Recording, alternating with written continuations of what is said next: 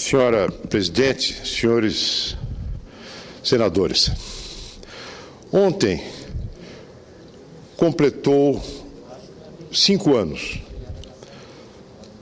5 anos do nosso calendário marca a quebra do banco Lehman Brothers, em 2008, e que deu início a uma crise internacional gravíssima. Os impactos dessa crise, evidentemente, foram diferentes conforme as circunstâncias de cada país, de cada região do mundo. Mas se pode dizer que foram gerais, foram impactos globais numa economia globalizada. Mas de lá para cá, o fato é que já se começa a perceber sinais de recuperação depois da crise. Nos Estados Unidos, na Europa, mesmo no Japão.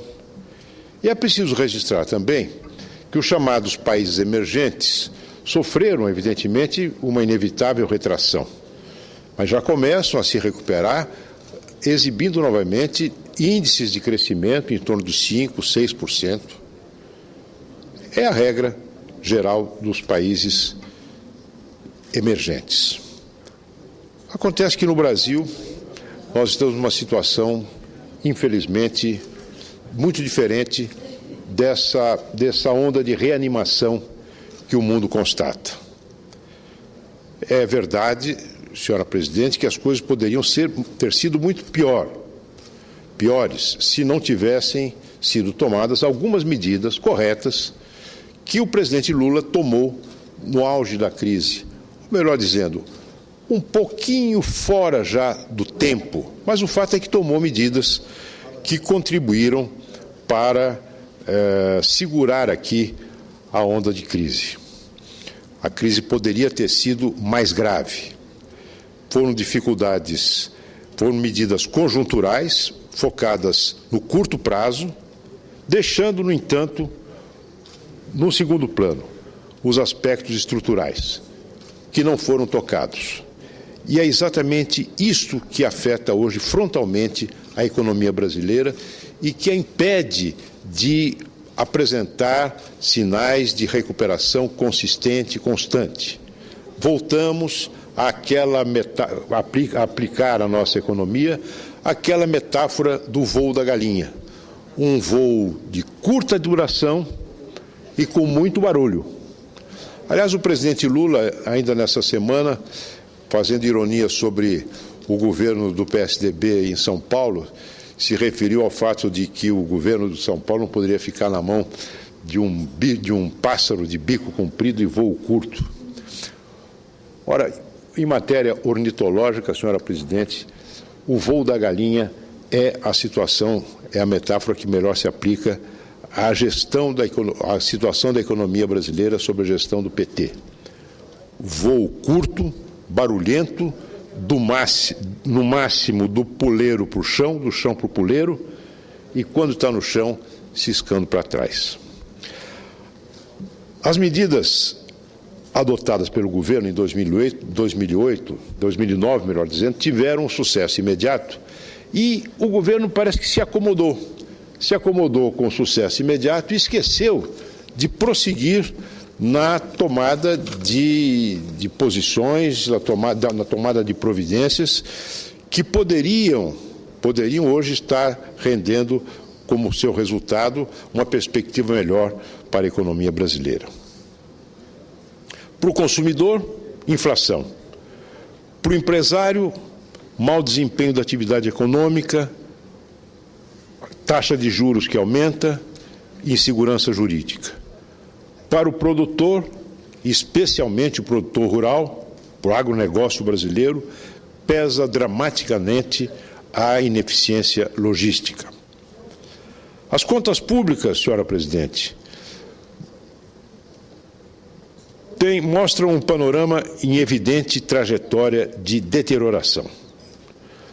Ao invés de enfrentar os desequilíbrios fiscais com o corte de gastos, com economia nas despesas, com racionalidade no gasto público, o governo se preocupa mais numa maquiagem, num disfarce que nada disfarça para esconder os dados reais da economia e ocupa-se muito pouco em tratar da eficiência econômica e da capacidade produtiva. Aliás, um dos pactos com que a presidente Dilma procurou responder à sua forma às manifestações de julho foi propor, entre outros pactos, o Pacto da Responsabilidade Fiscal. Falar a presidente Dilma em responsabilidade fiscal perante os membros do seu governo é falar de corda em casa de enforcado. Pois pacto com quem Sua Excelência pretende negociar? Com os estados e municípios? Ora, os estados e municípios já estão hoje sujeitos à lei de responsabilidade fiscal. O grande irresponsável do ponto de vista fiscal, entre outros pontos de vista, no Brasil, é o governo federal. O superávit primário não cessa de ser reduzido a cada ano.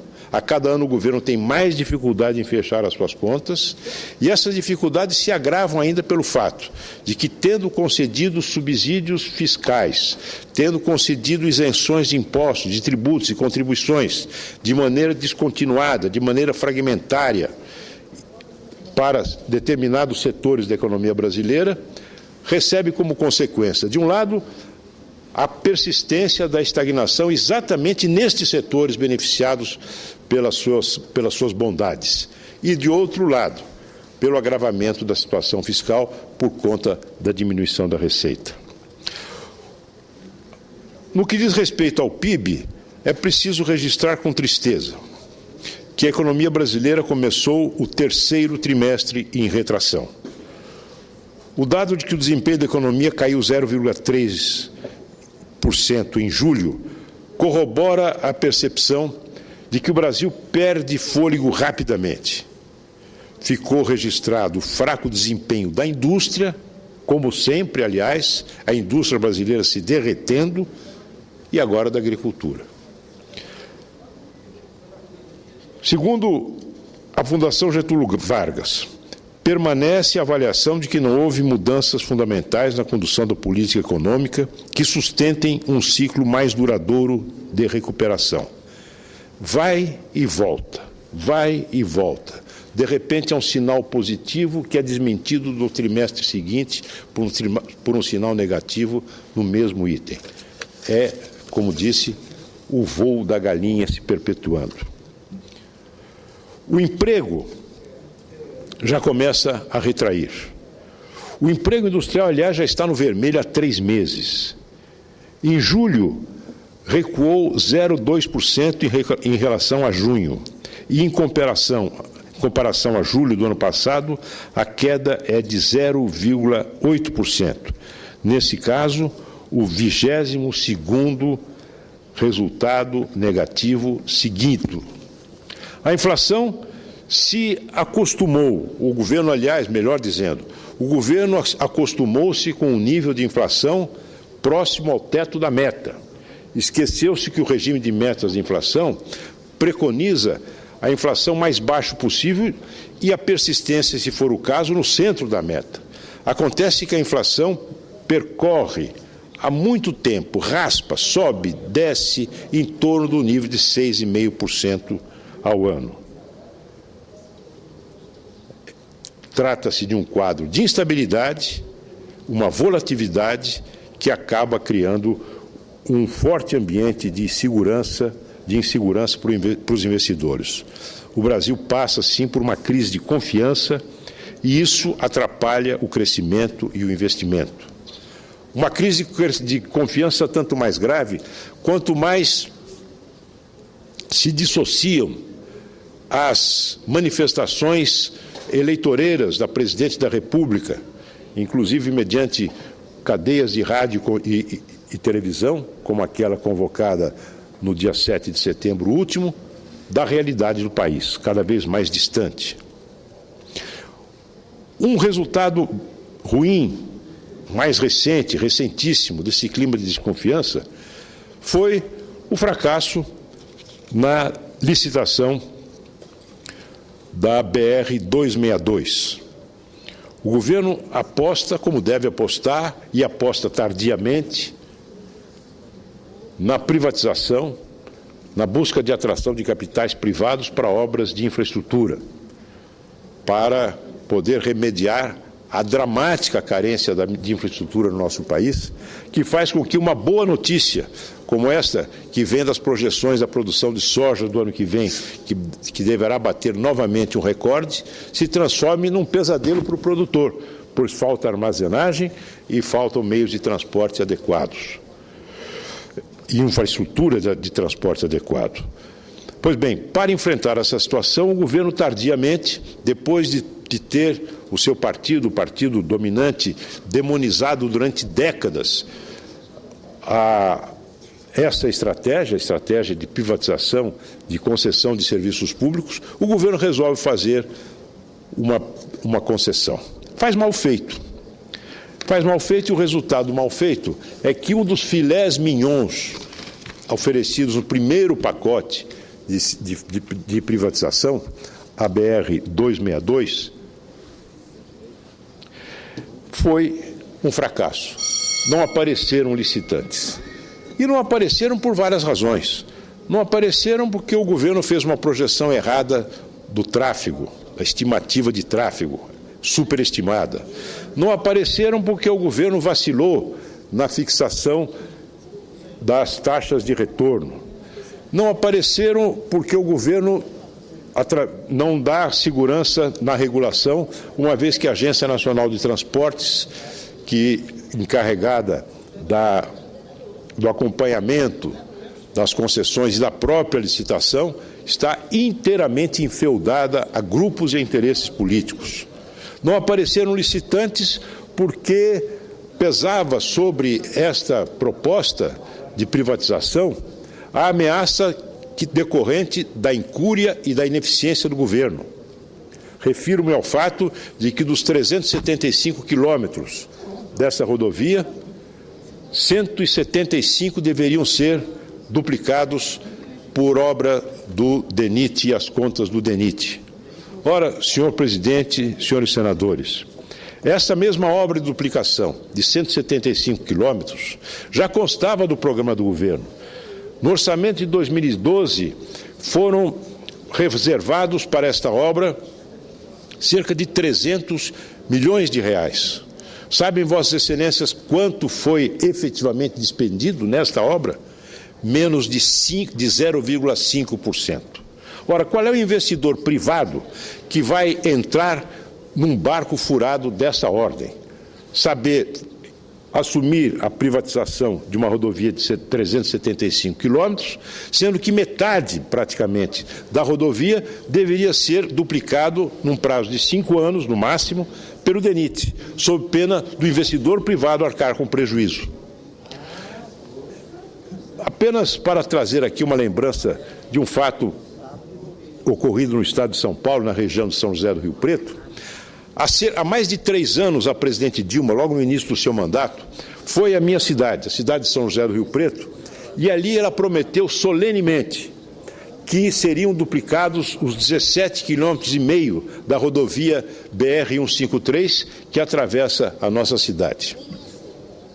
17,5 km há 3 anos atrás. Pois bem, promessa solene da presidente da República. Por conta de quem? Por conta do DENIT, do governo federal. Isso num trecho que já havia recebido uma terceira faixa nos governos do PSDB. Pois bem, a notícia que tem hoje, que me foi transmitida pelo deputado Edinho Araújo, é que o ministro dos Transportes acena para maio do ano que vem o início dessa obra. Mais de 3 anos, senhor presidente, líder Álvaro Dias, mais de 3 anos, 17,5 km. Algum investidor vai confiar no DENIT, no governo federal, no seu compromisso de duplicar 170 quilômetros em 5 anos? De jeito nenhum, em hipótese alguma. Então, senhor presidente, senhores senadores, com todas essas notícias que revelam um estado de mau governo, de governo ineficiente, de governo que não sabe para onde vai, governo que é incapaz de trazer respostas positivas, respostas concretas para os grandes problemas do país, não há de se espantar que o clima de desesperança se abata especialmente sobre os agentes econômicos e aqueles que acompanham a evolução da economia brasileira. Eu tenho certeza, senhor presidente, que no Brasil falta muita coisa, mas muita coisa mesmo. Mas falta, sobretudo hoje, um bom governo, um governo diferente do governo do PT.